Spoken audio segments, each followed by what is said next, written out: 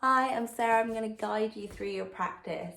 So today we're going to work on our kind of closing sequence, just winding things down. So we're going to start in a chair pose. Feet come together, knees touch, bending your knees up your hips, reaching your arms by your side.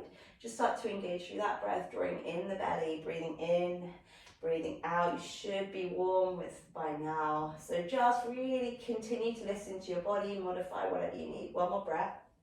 Inhale, reaches your arms up, find your extended mountain, squeeze your bum, open your body back. Exhale, circle your right arm back. Take a big circle from the shoulder and then come back into your chair pose. Exhale. Inhale, left arm lifts, take a big circle back with that left arm. Exhale to sit nice and deep. One more of those each side. Trying to keep those hips square to the front so you're working through those shoulders as you exhale. One more inhale. Exhale to sit nice and deep. Squeezing through the thighs, trying not to arch through the back, but instead drawing in the ribs. One more breath. Inhale, lifts you up nice and high. Final chance to balance. Arms reach back and behind you. Thinking of pulling and drawing the shoulders towards each other. Energy moving away from you as well as lifting up. From that space, can you hinge the hips back, bend your knees. Only go as far as your shoulders can stay back rather than rounding down. And maybe you have a tendency to look up. Could you tuck in your chin as if you're holding an orange between your chin and your chest? Either stay there, or if you're ready for a little bit of air element, lifting your heels, finding your balance. Slow breath in, patient breath out. 2 more breaths here. If your heels are lifted, then ground them down. Fingertips find the floor, finding your forward fold. Feet come around about hips distance. Now we are really going to start slowing down. See how much of your chest can stay glued to your thighs. Padahastasana, hands scoop underneath your feet. Maybe it's simply just the front of the fingertips. Maybe it's the whole of the palm. Is it possible to tuck in your chin and look towards the back? And then over time, perhaps just trusting yourself, shifting more weight into your toes. But just notice if you're straightening the legs and allowing the ribs off the thighs, can you bend those knees? It's much more beneficial for the lower back. Over time, thinking of hinging up. Don't worry if it's not in this class or even in this lifetime. Take 2 more breaths there, just starting to drop the weight of the head. So if the thoughts have started coming into the head as we slow it down, see if you can imagine them dropping out your head and rolling away. Just staying present in your body. Last breath. Fingertips release. Here's a little bit of fun. Feet can come out a little bit wider. Bend your hips down. Bring your hips down, bend your knees. Reaching your arms forward. You could stay higher up or lower down. Can you hold there? Now, how slowly can you bring your bum to the floor? Are you still breathing? 3, 2, 1. Drain your bum down. Navasana. Toes will lift. Knees around about in line with the hips or a little bit further away. Arms reach forward. Chest nice and lifted. Hands could come to thighs if you want a bit of help. Perhaps you'd like to extend the legs. Maybe you got a lot of fire and you want to reach up nice and tall. Remember, it's your last bit of energy. One more breath. Inhale brings it down. So you inhale, right foot comes forward, knee around about in line with hip. Left foot moves back. So we're opening out through the hip space. I can show you from the front angle. Some of you will stay taller, some of you will start to sink your body down and tuck in your chin. Maybe resting your head down towards the floor. Breathing in and breathing out.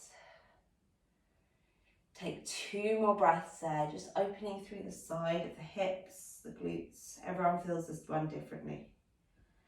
Inhale lifts you up. Right fingertips come down to the floor, left arm lifts.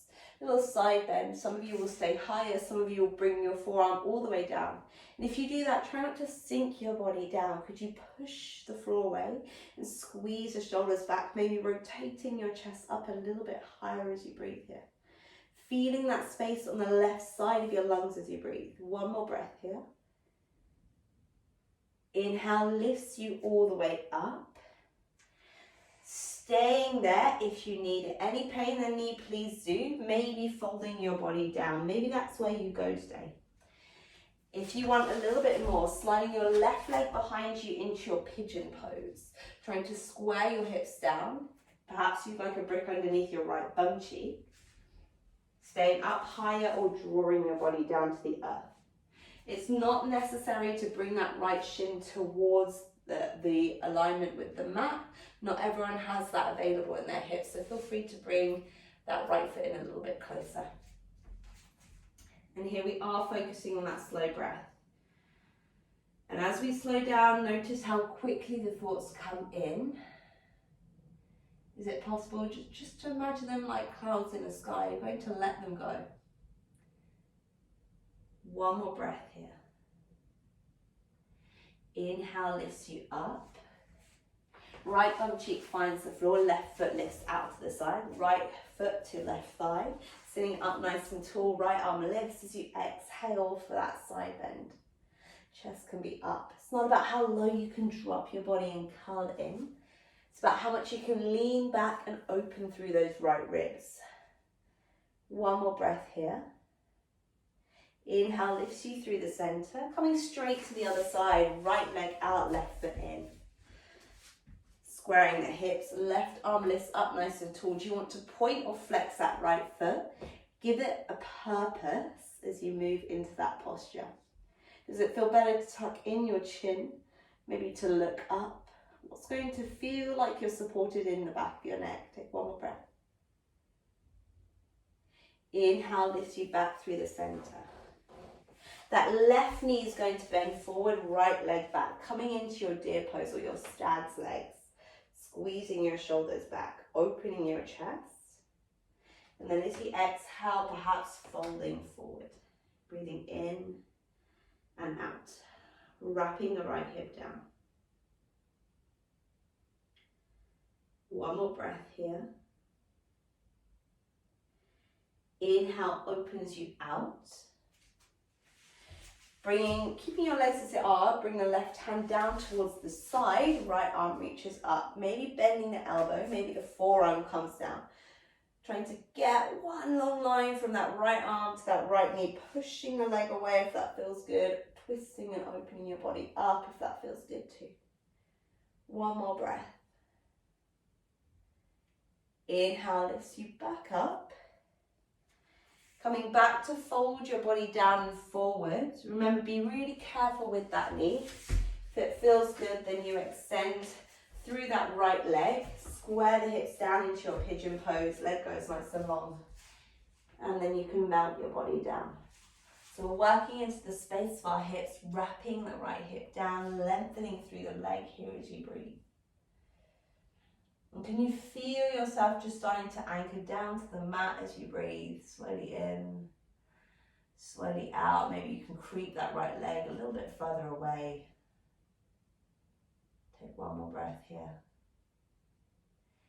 Inhale draws you up, lifts you in, drawing the right leg back and in. Legs come out to the side in a V shape. So think really generous slice of pizza. Your knees could stay really bent or start to extend. Just sitting up nice and tall, shuffling the bum under, thinking of tall spine, tucking in through that chin, just to find length through the back of the neck. Do you want to point the feet or flex the feet, just sitting up tall? And then as you exhale, only go as far as your back can stay straight. For some of us, that means much higher. This is great for that benefit of that lower back, stretching through the body, thinking of energy moving out through your heels, as well as lifting up and forward, just to find that tall spine, and then gently tucking your chin. One more breath here. Inhale, walks your hands back in, drawing your feet in, and then coming to lie on your back. Take your time to do this. Right leg crosses over your left, your eagle legs. Your knees could stay here, your hands could come to your shins, or even your feet if that's available. And just trying to draw the shoulders down, so we're gently moving through the glutes, the bum. One more breath. Inhale, uncrossing, go straight to the other side. Left leg crosses over your right. The knees might need to be further down. You might even need to keep that right foot to the floor. Or perhaps you can draw them into your chest, reaching for the feet, and gently pull down. Just remember to find length through the back here. One more breath. Inhale to release your legs. Left leg nice and long, right knee in. We're going to come to that supine twist. Right arm in line with shoulder. Right knee draws over to your left as you find a simple twist. But any variations you have, feel free to take it. Inhale brings you through the center, extending through the leg. Left knee in, left knee moves over to your right, left arm in line with shoulder just to support you. See if you can only go as far as the shoulder can stay glued to the floor, and for some of us, the knee will stay higher. Absolutely fine. Inhale to come back through center. Any other postures you need before Shavasana, take it. Otherwise, legs are long, arms are by your side. If that doesn't feel okay for your lower back, then feet as wide as the mat, bend the knees, and then knock the knees together. That can help. And this is a really short Shavasana. Allowing yourself just to drop down and to breathe. So as you do that, just notice yourself getting heavy to the floor, allowing yourself to settle here.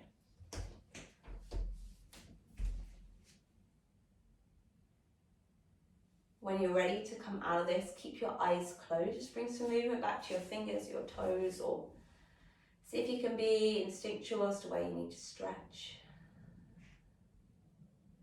Then finding a fetal position on one side, at least for 2 or 3 breaths. Allow yourself to sit there.